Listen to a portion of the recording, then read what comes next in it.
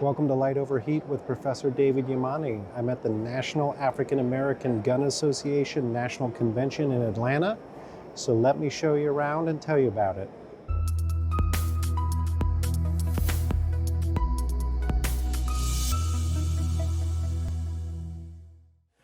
The first ever national convention of NAAGA is wrapping up today. It's been a jam-packed weekend of events. I've only seen a part of everything that happened during the convention, and I probably, even with the limited amount that I've seen, have 2 videos worth of material. So in this first video, I want to give a kind of big picture overview of NAAGA itself and the convention. And then next time I'll talk more about President Phil Smith's vision for the organization going forward. So for those who don't know, NAAGA was founded in 2015 during Black History Month by Philip Smith, who wanted an organization that would both represent gun owners in the African American community and also promote gun ownership for the African American community. This national convention was originally planned for 2020.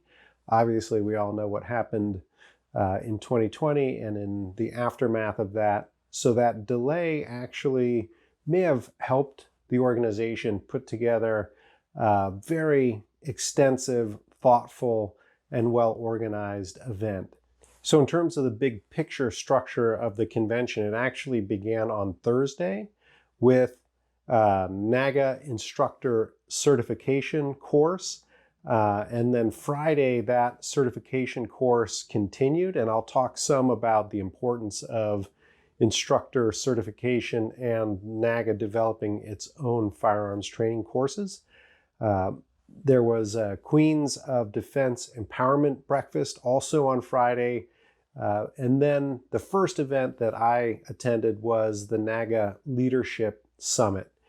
This was designed for regional, state, and local chapter leaders to engage in team building, some vision work, and also some helpful reminders to include training concerning sexual harassment and that sort of thing. It was useful for me because in attending the Leadership Summit, I was given a copy of NAAGA's bylaws, and very important part of those bylaws are the purposes and objectives of the organization. So if you'll bear with me, I want to go over those point by point because I think they're important to recognize what NAAGA is and how it sees itself within the broader gun space. So like all nonprofit organizations, NAAGA has a purposes and objective section in its bylaws, and the 6 purposes and objectives are as follows. To preserve, protect, and defend the Second Amendment rights of members of the African American community with respect to firearms ownership, self-defense, and defense of family. To promote and develop a greater understanding and awareness among the African American community regarding the importance and benefits of firearms ownership, and conduct education and policy related to such rights. To introduce members of the African American community to firearms use for self-defense, defense of family, competitive shooting, and outdoor recreational activities. To educate members of the African American community about state and federal legislation that affects their Second Amendment rights to own and bear firearms. To educate and train members of the African American community in the safe handling, use, and proper care of firearms. And to promote and improve marksmanship, defensive shooting, and competitive shooting among members of the African American community. Now, those are not just statements in the organization's bylaws, but really become apparent in looking at what the organization does. Of course, it's doing this through its 50,000 members, through its 113 local chapters, through its 5 regions, but it also really kind of comes together in a crystallized way in the National Convention. You see these purposes and objectives being advanced in the National Convention. So in the organization of the convention, Saturday was really the big day where you had the exhibit hall open, and I'll talk about that more in my next video.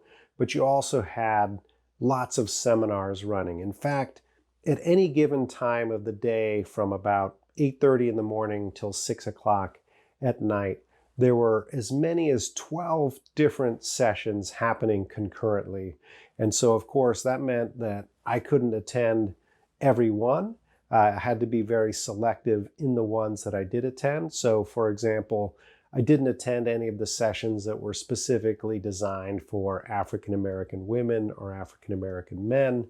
I skipped sessions, for example, on things that were sort of generically gun culture-y, I guess I'd say.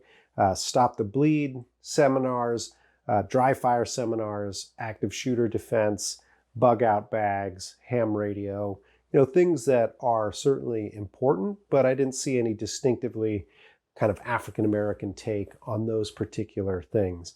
So what I did was I began by attending the new member orientation that was run by Chad King, who's the leader in the National NAAGA organization. He's also a leader in the Black Bottom Gun Club in Detroit.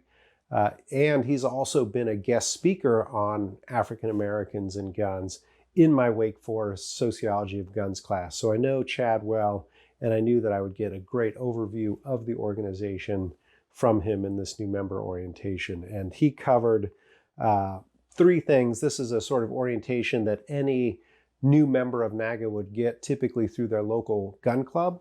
But he covered NAAGA's history and mission, the Black tradition of arms, which is really central to a lot of what NAAGA does and how it positions itself, and then also gun safety and responsibility. And as part of that history and mission, he laid out some fundamentals of the organization. And here again, not to bore you with details, but really to see the vision, mission, and values of NAAGA is helpful to understand what it's all about. So the vision of NAAGA is to provide a network and support apparatus for all responsible African American gun owners, enthusiasts, and gun clubs. The mission of NAAGA is to establish a fellowship by educating on the rich legacy of gun ownership by African Americans, offering training that supports safe gun use for self-defense and sportsmanship, and advocating for the inalienable right to self-defense for African Americans. And the values of NAAGA is a pro-Second Amendment organization focused on the preservation of our community through disciplined armed protection and community building. So the NAAGA really plays strongly up the idea that there is a Black tradition of arms in America, to quote the Fordham Law professor Nick Johnson in his book, that African American gun ownership has been part of American history, and the need and reality of self-defense with firearms and community support and development backstopped by firearms is an important part of the history of African Americans in the United States. Now, this became really evident to me when I took the next session I attended, the NAAGA Basic Pistol mini course, which is a miniaturized version of the full course that NAAGA has developed. And again, from the start, one of the things that NAAGA has tried to do is to create instructor standards and to certify their own firearms instructors, and also firearms curriculum that those certified instructors would teach. So taking ownership both of the curriculum and the instructor certification specifically designed for the African American community. And so this basic pistol course covered 5 modules, and they had a different instructor sort of lead each of the modules. A lot of it is what you would expect from any basic pistol course. So issues of, firearm safety, safe storage, preventing unauthorized access, stance, grip, sights, those kinds of things. But what I found most interesting was the inclusion of the 5th module, which concerned the lawful use of lethal force in self-defense. Sort of principles for that. Lots of emphasis on the fact that no one who was doing that instruction were attorneys and they weren't giving legal advice. But the very fact that it was presumed in a basic pistol class that there would be a self-defense element fits neatly within this broader set of purposes and objectives, mission, vision, and values of NAAGA, which goes beyond simply gun ownership for sporting purposes, although it obviously includes that.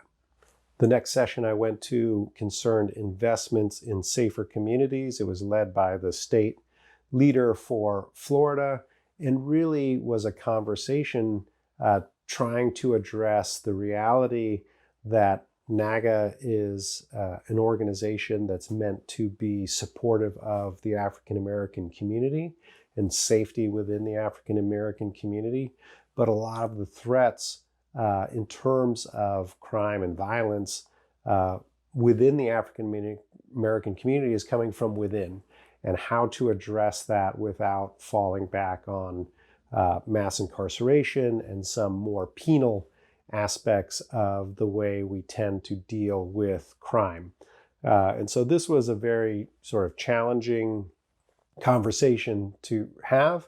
The issues of how to reduce criminal gun violence are difficult, but the fact that this was part of the overall convention is suggestive of the unique positioning of NAAGA within the broader gun community. And one of the last sessions that I was able to sneak into right at the end of the day was a seminar that was given by a fellow academic, Edward Onachi, who's a professor of history at Assn College in Philadelphia, but he's also a firearms trainer and a gun enthusiast. And he was focusing on taking his historical work on the new African independence movement and converting that into a conversation among attendees about what sorts of lessons can we learn from history for communal self-defense for the African American community today. I came in right at the end, so I didn't see the whole setup of what he was doing, but he was doing some sort of role-playing activities, and the people who were at that session were super engaged, all the way throughout. And so when I think about myself as an instructor, I think I need to capture some of that magic that Edward Onachi brought to that session. But again, great to see a fellow academic bringing their work into the setting of this NAAGA convention, and really, again, the focus being on guns and self-defense in relation to the African American community in particular. In any event, that was just a small slice of everything that I observed. It was also a very small slice of everything that happened at this first NAAGA National Convention. They had lots of activities happening out at the range that I wasn't able to make it to. They had family night at the aquarium, which is amazing. I've been to it before. I wasn't able to go to it this time. But hopefully I'll have more to say about President Phil Smith and his vision for the organization next week, and that others will write and talk about their perspectives on the National Convention as well. Interesting to hear any thoughts that you have about the event, and if this has brought some value to you, please like and share the video so that people outside my existing network can hear about it.